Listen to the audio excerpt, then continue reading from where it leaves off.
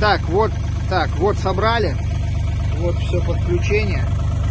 Ну, как было на старой. Так, Андрей, включи просто вход. Это вперед. Давай назад. Так, включи вторую скорость. Ну, кролика включи, достань там. Так, вперед кролик, назад кролик. Все четко, все работает. Подключение вот такое. Ну, как на той, то есть. Все такое же. Вот, все это вот бортовая.